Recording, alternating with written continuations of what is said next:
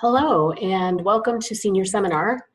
I wanted to create a little video to stress the importance of the literature review that's due at the end of this semester. One of my main goals with this class is to help students practice writing to become better writers, whether in the technical sphere or in your career or wherever you might end up after graduation. So in this class, the literature review, as you know, it's worth a lot of points, and it's the largest proportion of your grade in the class. And so I want to just walk through some of the things that I expect of a literature review. So a literature review is an argument. And throughout the course, we're going to be doing these controversy papers where I ask you to analyze arguments. And in part, that's to help you recognize the argument structure.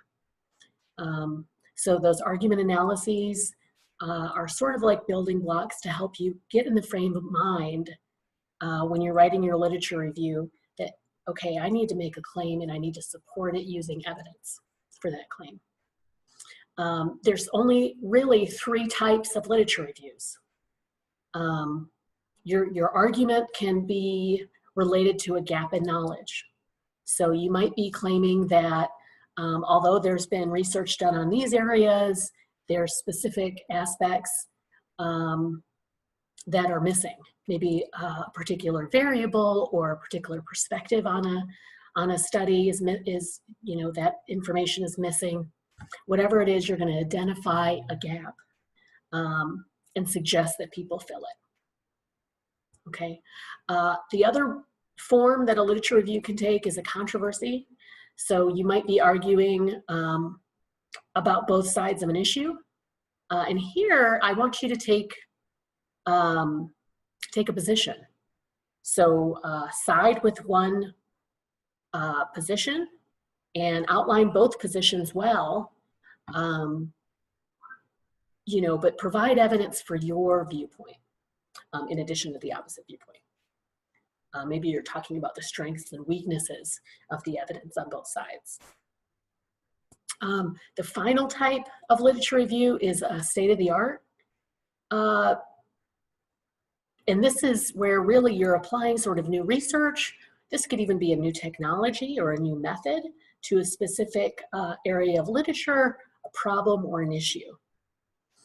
You can read more about these 3 types of literature reviews in the document that's provided in the in Canvas. I'll point that out before I end the video today, but there's a link to this document. It's called Comparing Literature Reviews to Introduction Sections, and I go through these 3 types in a little more depth.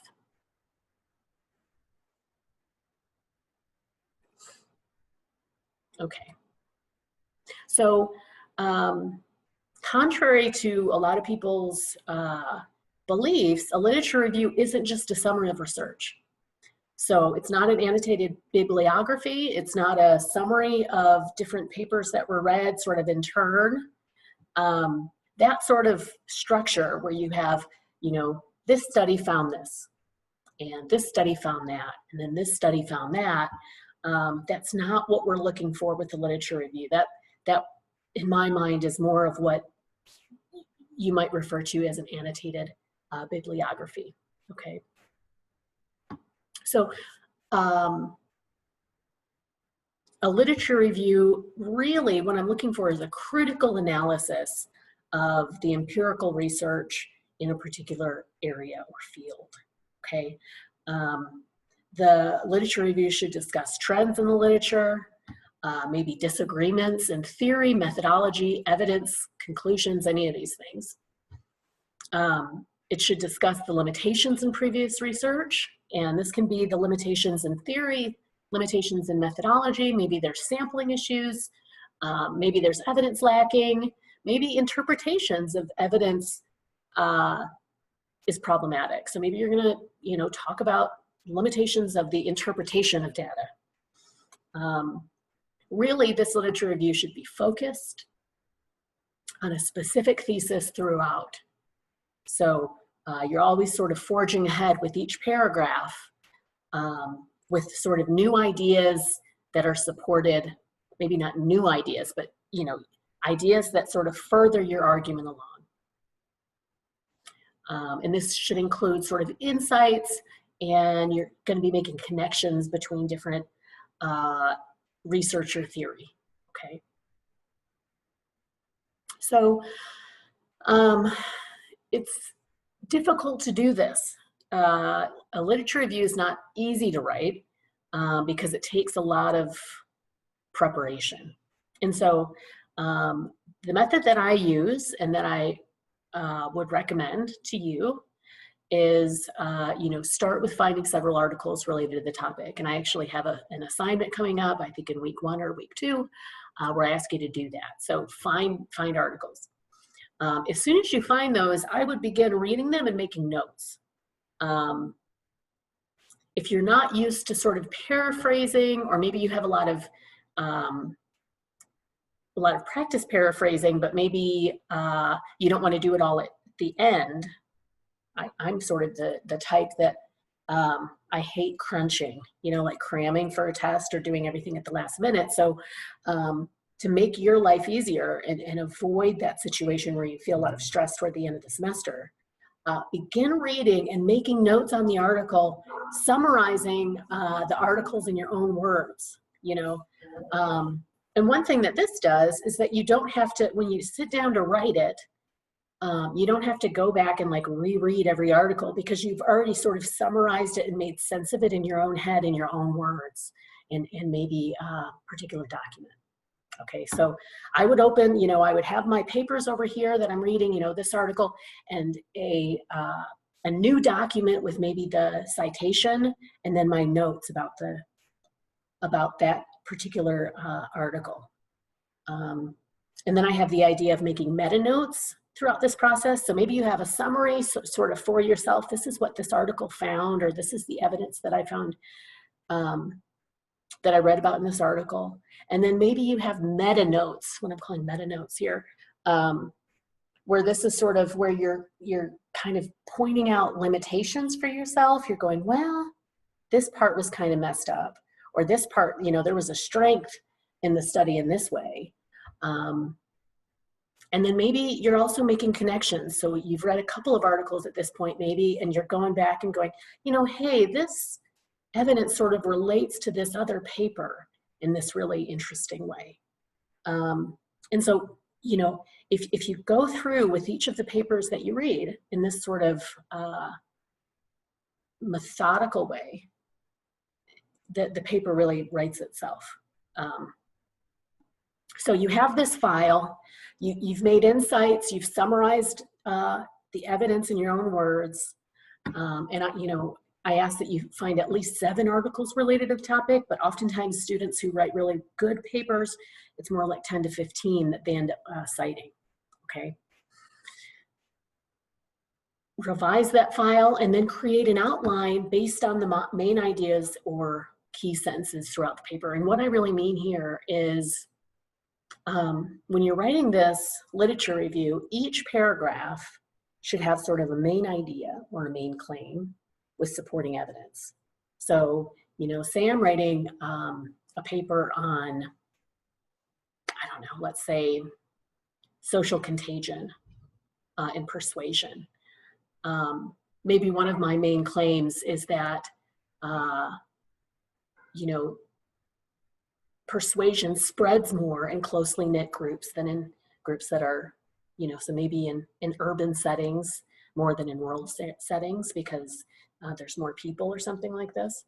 So maybe one paragraph is sort of saying, here's my claim, this stuff spreads more in these close-knit communities or in highly populated areas rather than sparsely populated areas. And then I'm going to provide some evidence that other people found that supports that idea.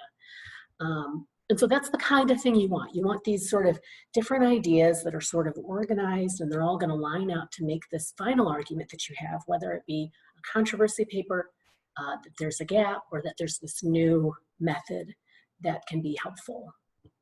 Okay. Only after you have all of that kind of set up do you begin writing the paper. So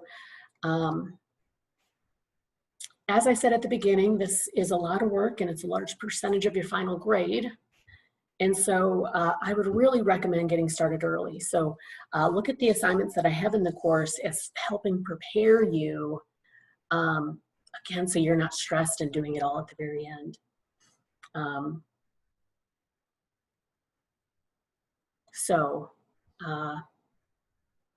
The other advice I have, and you know, this is based on the fact that nobody's an excellent writer.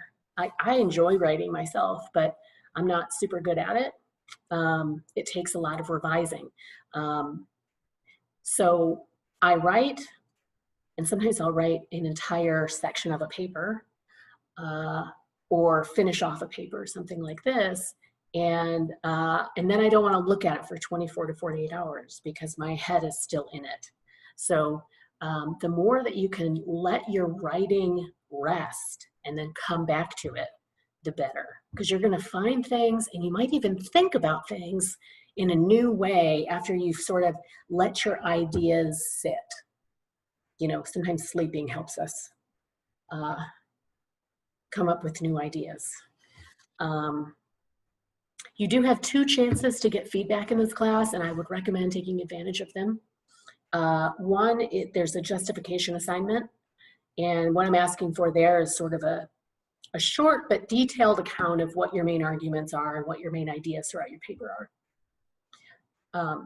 If you can hand in a pretty fleshed out justification paper,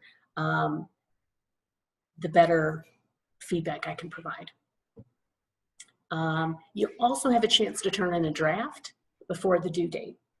And I'd recommend doing that because oftentimes, you know, that extra revision can get you, to, you know, might be the difference between a A and a B or a B and a C. So let me point out some things in the class that you might not have noticed. So I'm at the modules section of the course. And what I want to point out is this writing resources area. And so this kind of provides, I'm going to post this video when I'm finished to this section. And I might post it somewhere else as well, just so that you can see that it's there. But there are several papers here that might help you. How to find sources, how to use sources. This is that paper I was talking about earlier. You can look at the justification, and then of course the grading criteria. This can be helpful in thinking about, you know,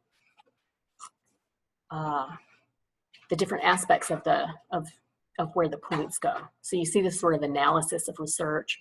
That's kind of a lot of points there. And it'll total 350. Oh, pardon me, that's my my Mastiff, Kendra.